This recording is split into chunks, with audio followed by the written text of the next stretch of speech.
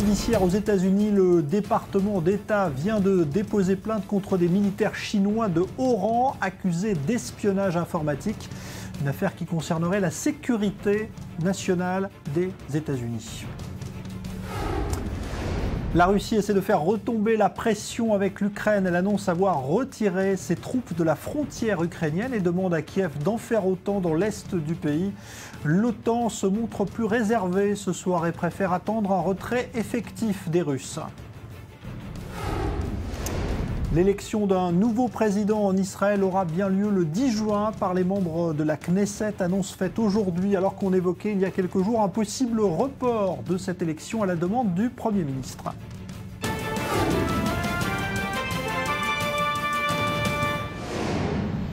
Dans le débat du Grand Direct ce soir, on va s'intéresser à un sujet très sensible, un projet de loi adopté hier en cabinet ministériel par le gouvernement israélien et qui passera bientôt devant la Knesset. Il s'agit de forcer les détenus en grève de la faim à s'alimenter. Ce sont évidemment des médecins qui s'en chargeraient, qui en auraient la responsabilité. Cela pose évidemment un problème d'éthique certain. Et puis, c'est un problème qui se pose également dans d'autres pays. Aux États-Unis, la Cour suprême vient de se prononcer contre l'alimentation forcée des détenus en grève de la faim sur la prison de Guantanamo. Qu'en est-il donc en Israël?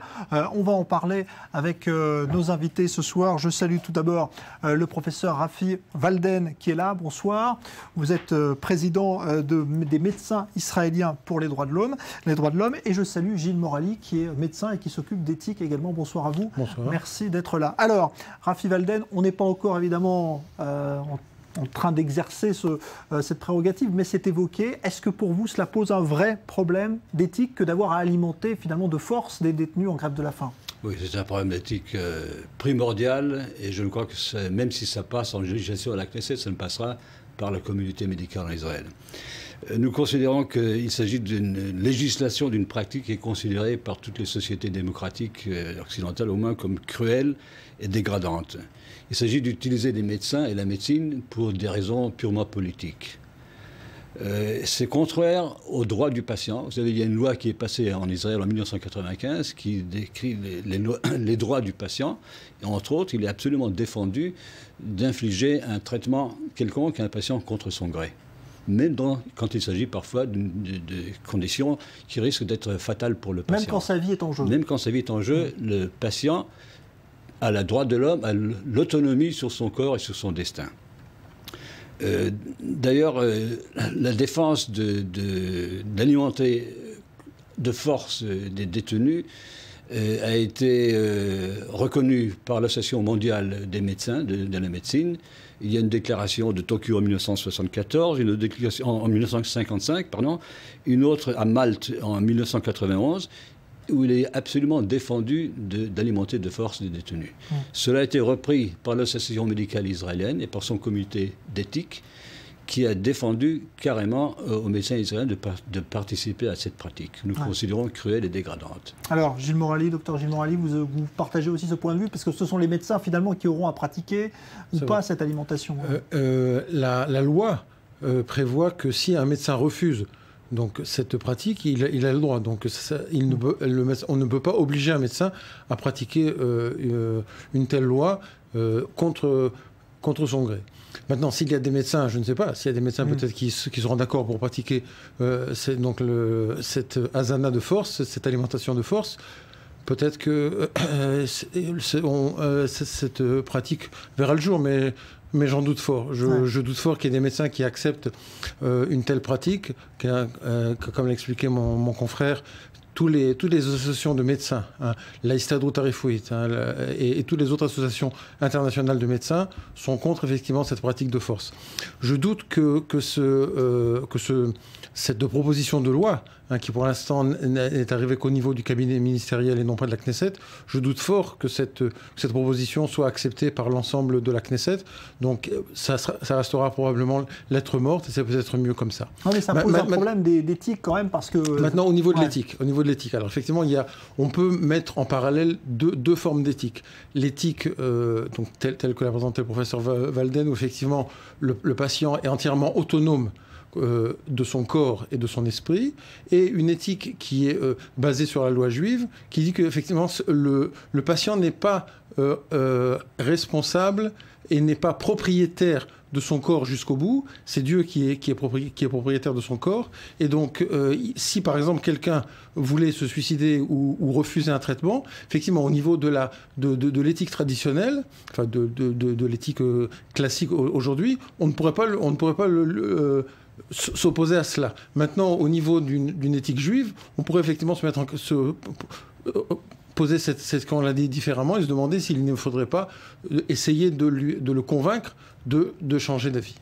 Mais c'est vrai que quand le médecin se heurte à un patient qui se retrouve en danger de mort, il n'y a pas un cas de conscience qui peut se poser, professeur Rafi Valden? Il y a un cas de conscience, en effet. Il y a même dans la législation israélienne qui est tout à fait d'accord avec ce que vous dites, Dr Morley, que si on considère que le patient est dans un état, n'est pas capable vraiment de prendre une décision, et on considère que quand il reviendra à soi, il sera peut-être reconnaissant aux médecins qui lui ont sauvé la vie. Dans ces cas-là, il y a des chances d'ailleurs que sa condition vraiment s'améliore de façon catégorique, la qualité de sa vie s'améliore.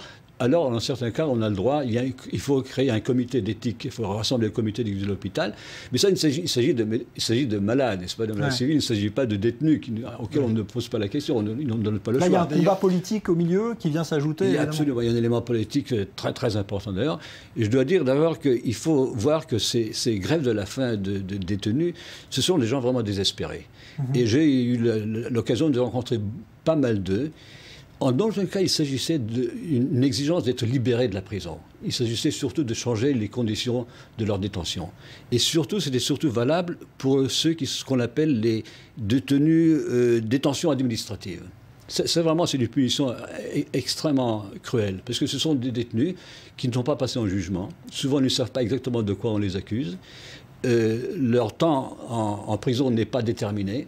Tous les 6 mois, on leur ramène encore 6 mois, encore 6 mois. Il y en a quelques-uns qui durent des années. C'est une pratique qu'on peut comprendre dans des cas vraiment très exceptionnels où il y a une question de sécurité, de grands secrets. Alors, on peut comprendre que ça soit fait dans des cas exceptionnels, mais il y en a des centaines. Donc, on se sert de cet instrument d'une façon très libérale et c'est vraiment très malheureux. Et c'est pour ça que les autorités, à votre avis, aujourd'hui veulent prendre cette loi. C'est parce qu'on s'est aperçu que ça devenait un phénomène qui prenait de l'ampleur dans les prisons israéliennes. Il y a de plus en plus... Ça n'a pas pris tellement d'ampleur. En fait, quand vous savez, par des dizaines de milliers de détenus qu'il y a eu pendant... Je crois qu'il y a eu une statistique absolument effarante, qu'il y a des centaines de milliers de Palestiniens qui, pendant les 40 ans d'occupation, sont passés par les prisons israéliennes. Il y en a quelques-uns qui ont fait les grèves de la faim. Vraiment, c'est un nombre... très limité, il y en a très peu.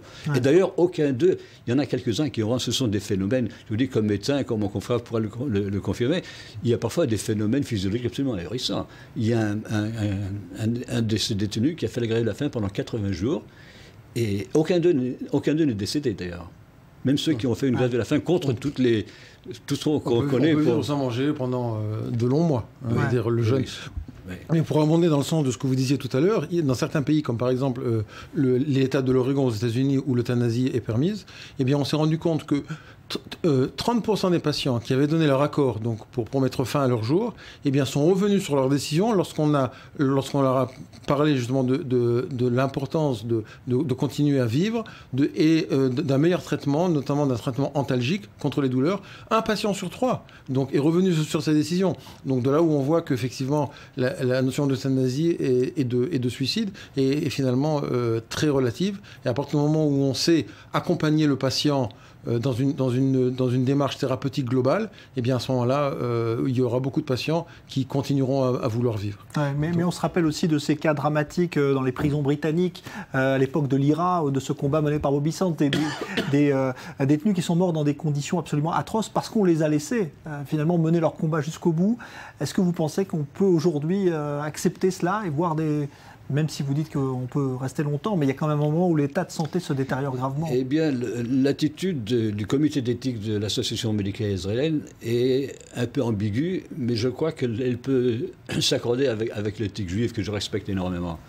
Elle dit entre autres que si le patient perd la conscience, et on revient au principe que vous avez évoqué, Dr Morley, que si on le traite, il reviendra à lui, il sera peut-être reconnaissant de ce fait. Dans ce cas-là, le médecin a le droit moral et éthique de considérer, il ne s'agit pas de gavage, mais il s'agit simplement de traitement par fluide, par intraveineuse. Dans ce cas-là, je crois que si je serais moi dans cette situation, et je me suis trouvé très proche de cette situation avec les patients, heureusement, je n'ai pas eu à vraiment être en face de ce dilemme jusqu'au dernier moment, mais je crois que personnellement, si le cas serait tel que le malade est vraiment mourant, il a perdu conscience, je crois que je prendrai sur moi la responsabilité quand même de l'aider. Ouais. Est-ce que la famille, dans ce cas-là, peut jouer un rôle et dire nous, on demande, lui ne peut pas parler, ou nous, on peut... Est-ce qu'à ce moment-là, le médecin écoute ou pas la famille qui lui dirait, qui lui demanderait? On écoute la famille dans toutes les conditions. C'est mon confrère aussi, qui est vraiment certainement plus au courant que moi de cela. Mais il est certain, dans des conditions moins dramatiques, quand il y a, disons, un vieillard avec une maladie terminale, etc. Et parfois, souvent, on voit des jeunes médecins avec peu d'expérience qui s'acharnent sur lui pour prolonger, le faire souffrir, pour prolonger sa vie de quelques jours. Certainement, on écoute l'avis de la famille, on en prend en considération. L'avis de la famille est toujours importante. Si le malade est grabataire et ne peut pas avoir un avis indépendant, effectivement, donc l'avis de la famille sera prédominant. Mais ça, je voudrais juste signaler la différence que fait l'éthique juive entre euthanasie passive et euthanasie active.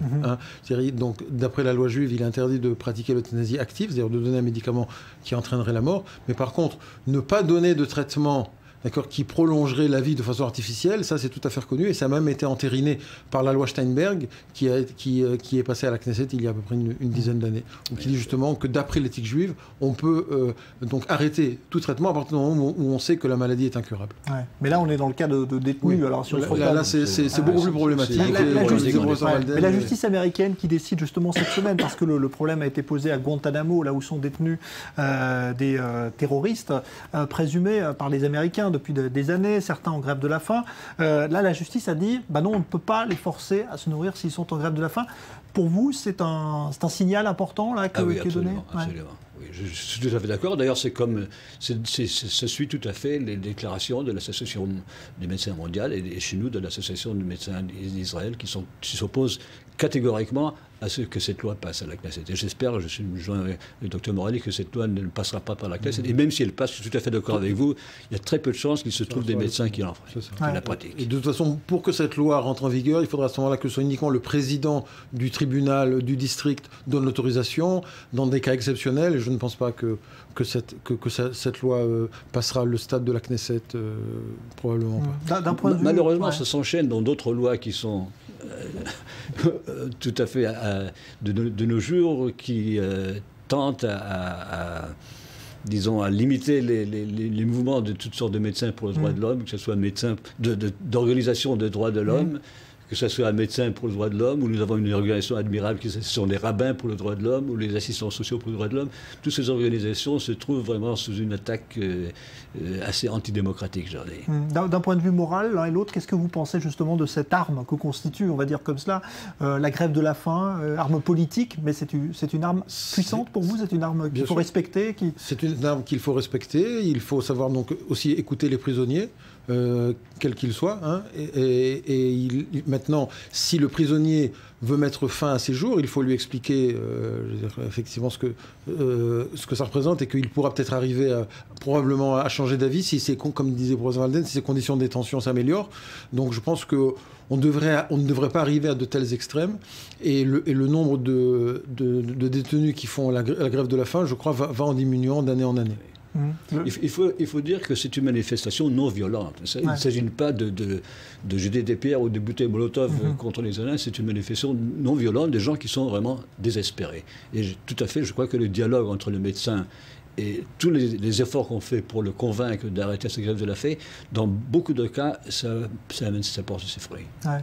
Vous-même, docteur Gilles Morali, on a écouté le professeur Walden là se prononcer tout à l'heure, mais vous-même, si vous étiez confronté à ce cas-là d'un détenu en grève de la faim, avec un état de santé qui se détériore, vous respecteriez sa volonté de ne pas se nourrir? Je respecterais sa volonté, tout à fait. S'il refuse, après toutes mes avances, que je ferai nombreuses, s'il refuse, d'après toutes mes avances, donc de se nourrir, eh bien, je serai obligé de respecter sa volonté et de ne pas le nourrir de force. Ouais. À partir de quand, justement, un médecin rentre, on va dire, dans un combat politique à ce niveau? Vous estimez que son rôle, justement, c'est d'être auprès du patient, toujours, même quand il... Le rôle du médecin, c'est d'être auprès du patient, absolument. Ouais. Je crois que de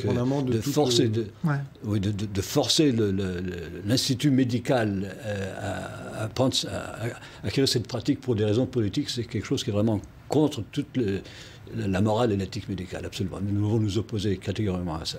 Bon, en tout cas, cette loi n'est pas passée encore, puisqu'elle va maintenant se retrouver devant la Knesset, mais elle a été adoptée en cabinet ministériel, donc par le gouvernement israélien. On suivra cela de près. Merci beaucoup, professeur Rafi Walden, d'être venu sur ce plateau du Grand Direct. Merci à vous, docteur Gilles Morali, également, d'être venu donc, nous éclairer sur ce problème d'éthique qui concerne la médecine et auquel les médecins pourraient être confrontés. Voilà pour le débat du Grand Direct. On parlera de haute technologie dans un instant, toute autre chose, à l'occasion d'un salon qui va se tenir à Tel Aviv. Restez avec nous, suite du Grand Direct, à tout de suite.